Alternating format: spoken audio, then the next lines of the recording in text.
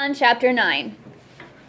One morning, immediately after we had passed a deserted village, we started hearing something like the roar of big engines, the rolling of metal drums on a tar road, a thunder exploding, roll after roll.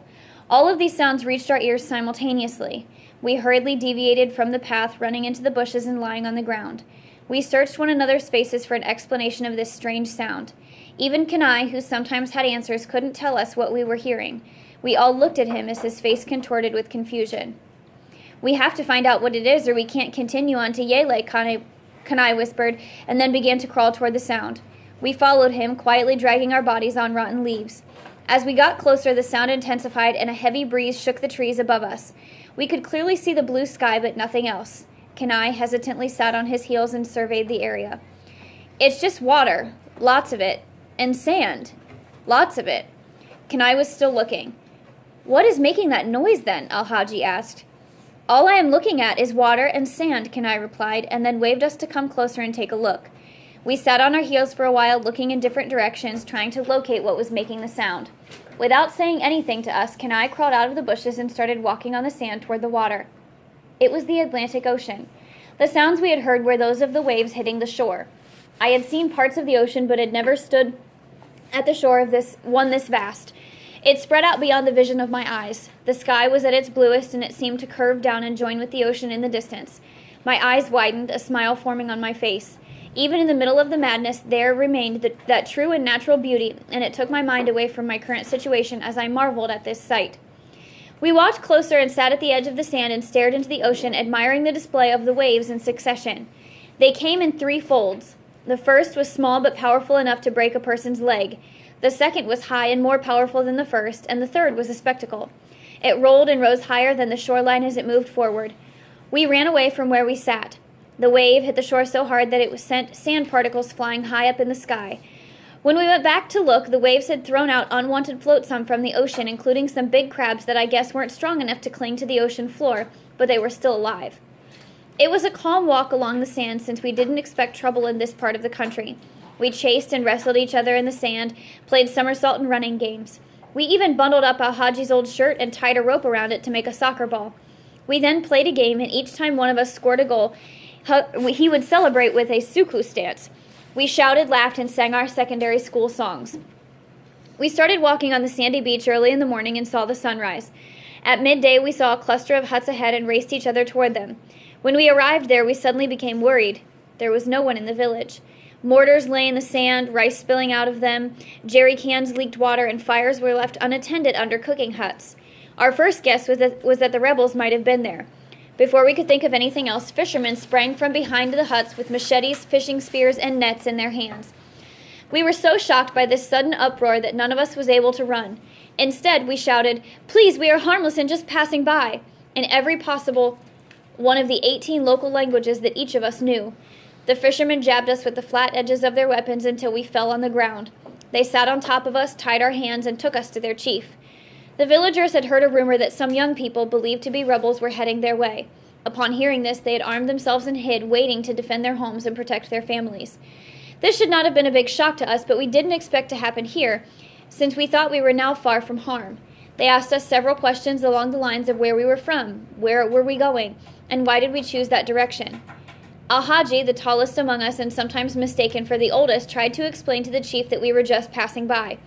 Afterward, the men yanked our torn crepes off our feet, untied us, and chased us out of their village, waving their spears and machetes and screaming after us. We didn't realize what sort of punishment the fishermen had given us until we stopped running away from their village.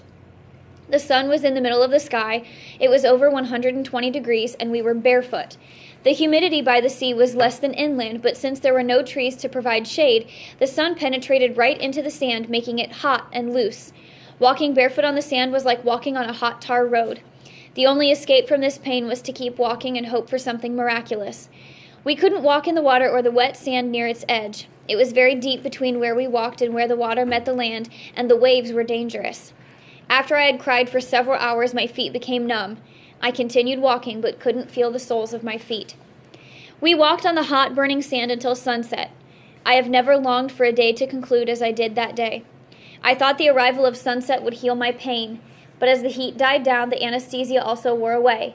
Each time I lifted my feet, the veins in them tightened and I felt the sand particles digging into my bleeding soles. The next several miles were so long that I didn't think I would be able to make it. I perspired and my body shuddered from the pain. Finally, we came upon a hut that was on the sand. None of us was able to walk. We walked inside and sat down on the logs around a fireplace. There were tears in my eyes, but I wasn't able to cry because I was too thirsty to make a sound. I looked around to see the faces of my traveling companions. They were crying as well without a sound. Hesitantly, I looked under my feet.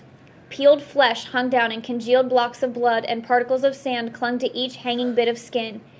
It looked as if someone had literally used a blade to cut the flesh from under my feet, from the heel to the toes. Discouraged, I looked into the sky through a tiny hole in the thatched roof, trying not to think about my feet. As we sat in silence, the man whose hut we had occupied came in. He stopped at the door and was about to turn around when he noticed our suffering. His eyes met our frightened faces. Musa had just lifted his foot and was trying to separate the sand from his flesh. The rest of us were holding our knees so that our feet wouldn't touch the ground. The man motioned for Musa to stop what he was about to do. He shook his head and left. A few minutes later he returned, carrying a basket full of some type of grass. He quietly made a fire and heated the grasses and then placed them underneath each of our hanging feet. The steam from the grass rose to our soles, and it gradually lessened the pain. The man left without saying anything. Later he returned with fried fish soup, rice, and a bucket of water. He put the food before us and motioned for us to eat. Again he disappeared, returning a few minutes later, this time smiling widely. He had a fishing net on his shoulder and held a pair of oars and a big flashlight. "You peekin' dem da feel better, right?" Without waiting to hear whether we were feeling better or not, he went on to tell us where the sleeping mats were and that he was going fishing and would be back in the morning. He didn't even bother to ask our names. I guess he didn't think it was necessary or important at the moment. Before he left, he gave us ointment to rub on our feet and stressed that we do it before going to sleep. We were very quiet that night. No one said a word. The following morning, our nameless host came again with food and a smile on his face that said he was glad that we were doing fine. We couldn't walk well, so we just hobbled around the hut and made fun of each other to avoid boredom. Kenai boasted about being an excellent soccer player. Musa threw him a groundnut shell. Kenai moved his foot to kick it, but then realized that it would hurt and abruptly swung his foot back, dragging it against a stone. He began to blow on his sole in pain. "What kind of soccer player are you going to be if you're afraid to kick an empty groundnut shell?" Musa laughed. We all gradually began to laugh. Musa had a round face, and he was short and bulky with tiny round ears that matched his face. His eyes were big and looked as if they wanted to leave his face. Whenever he wanted to convince us of something, they would brighten. Kenai had a long and calm face, and unlike Musa, he was skinny and had short, really dark hair that he took great care of every morning, or whenever we stopped at a river or stream. He would rub water on his head and take time to carefully arrange his hair. "Are you meeting a girl somewhere?" Alhaji would ask, giggling. Kenai, with his soft yet authoritative voice, always seemed to know what to say and how to handle certain situations better than the rest of us. Whenever Alhaji spoke, he used elaborate gestures. It was as if he wanted his already long hands to extend toward whomever he was talking to. He and Juma were friends. They walked next to each other. Juma was always nodding his head, agreeing to whatever the lanky Alhaji said to him as we walked. Juma used his head to gesture rather than his hands. Whenever he spoke, he waved his head to the left and right. He kept his hands crossed behind his back most of the time like an old man. Seydou and Moriba were almost as quiet as I. They always sat next to each other away from the group. Seydou breathed hard as we walked. His ears were large, and when he was listening, they stood up like a deer's.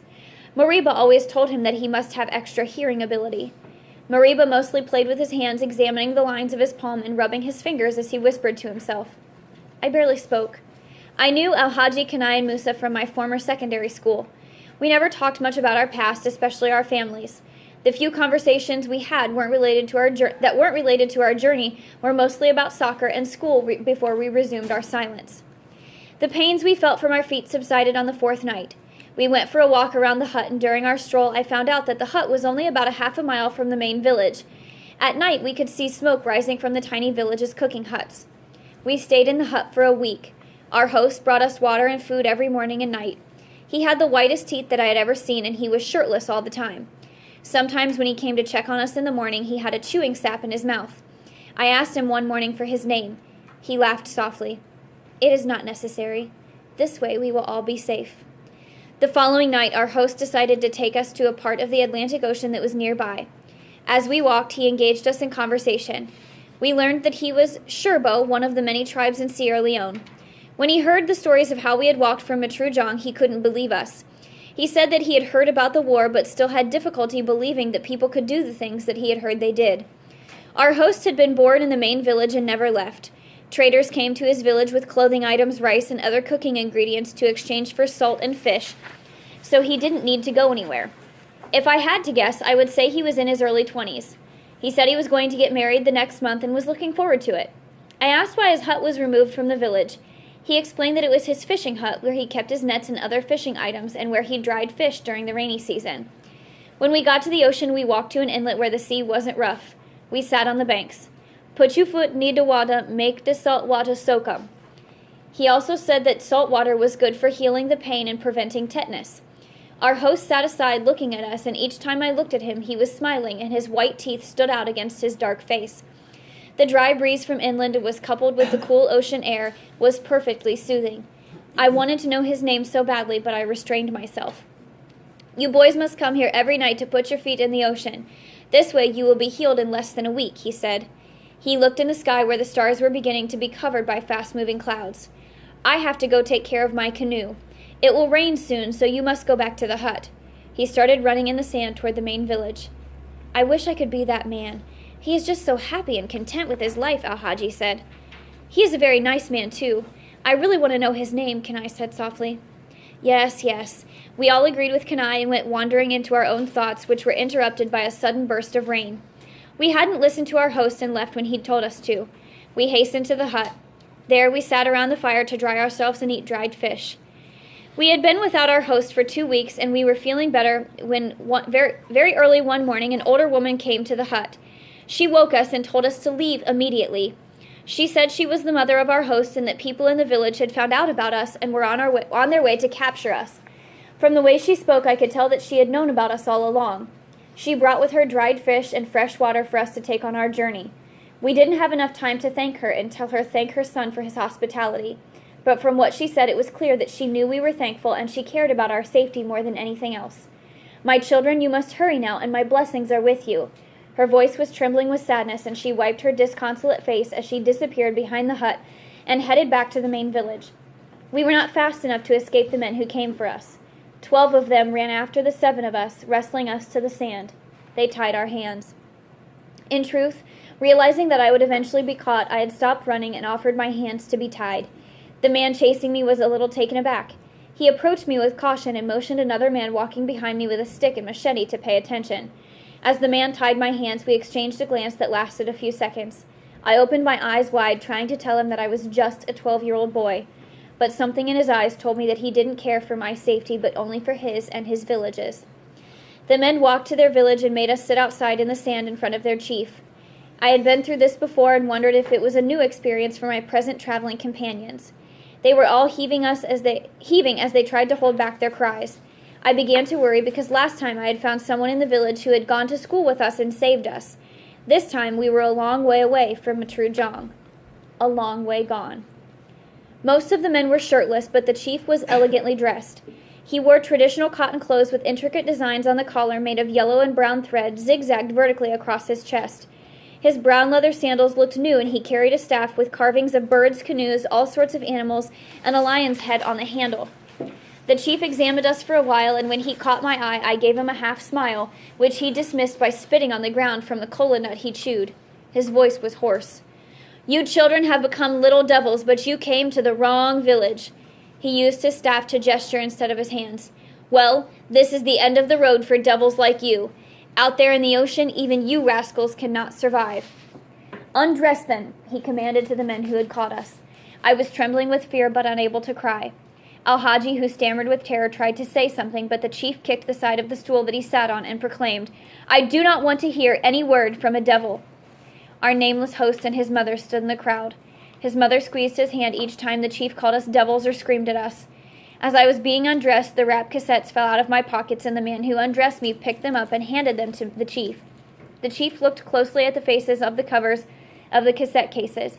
He carefully examined the Naughty by Nature cassette cover over and over, looking at the militant stance and the tough expression on the faces of the guys standing on broken rocks with a lamppost in the background, puzzled by their poses. He demanded that a cassette player be brought. One of the men told the chief that the only way we could possess such foreign cassettes was either by having looted them or if we were mercenaries. The chief may have bought the first man's point, but he disregarded his second point as if it was utterly stupid. "These boys are no mercenaries, look at them." The chief went back to inspecting the cassettes. I was a little glad that he had called us boys and refrained from the word devil, but I was extremely uncomfortable sitting naked in the sand. It was not a pleasant experience. Just the thought of what was happening was enough to get me agitated. I fought hard mentally to let my face show the opposite of what I felt. The flesh on my face twitched as we awaited for the chief to grant us life or death. When the cassette player was brought, the chief put in the cassette and pressed play. "OPP, how can I explain it? I'll take you frame by frame it. To have y'all jumpin', shall we sing in it? O is for other, P is for people, scratchin' temple." Everyone listened attentively, raising their eyebrows and cocking their heads as they tried to understand what kind of music this was. The chief abruptly stopped the song. Some of the villagers leaned against their round mud huts and others sat on the ground or on mortars. The men rolled the legs of their taffeta pants and women adjusted their wrappers, and the children stared at us, their hands inside their pockets or in their runny noses. "Stand him up and bring him here," the chief commanded. When I was brought closer, he asked me where I'd gotten this type of music and what was the point of having it. I explained to him that it was called rap music and that myself, my brother, and my friends, not the ones I was with, used to listen to it and perform the songs at talent shows. I could tell that he found this interesting as his face was beginning to relax. He asked the men to untie me and give me my pants. "Now you show me how you, your brother, and your friends did it," the chief said. I rewound the tape, mimed, and danced to OPP barefoot in the sand. I didn't enjoy it, and for the first time I found myself thinking about the words of the song, closely listening to the subtle instruments in the beat. I had never done such a thing before because I knew the words by heart and I felt the beat. I didn't feel it this time. As I hopped up and down, hunched and raising my arms and feet to the music, I thought about being thrown in the ocean, about how difficult it would be to know that death was inevitable. The wrinkles of the chief's forehead began to ease. He still didn't smile, but he gave a sigh that said that I was just a child. At the end of the song, he rubbed his beard and said that he was impressed with my dancing and found the singing interesting. He asked for the next cassette to be played. It was LL Cool J.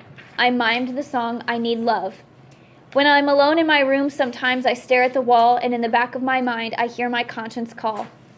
The chief turned his head from side to side as if trying to understand what I was saying. I watched him to see if his face was going to change for the worse, but a look of amusement flickered on his face. He ordered that all my friends be untied and given back their clothes. The chief explained to everyone that there had been a misunderstanding and that we were only children looking for safety. He wanted to know if we had stayed in the hut of our own accord or if the owner knew about us. I told him that we had stayed there on our own and that we hadn't come in contact with anyone until that morning. The chief told us that he was letting us go, but that we had to leave the area immediately. He gave me back my cassettes and we were on our way. As we walked, we examined the rope marks on our wrists and laughed about what had happened to avoid crying.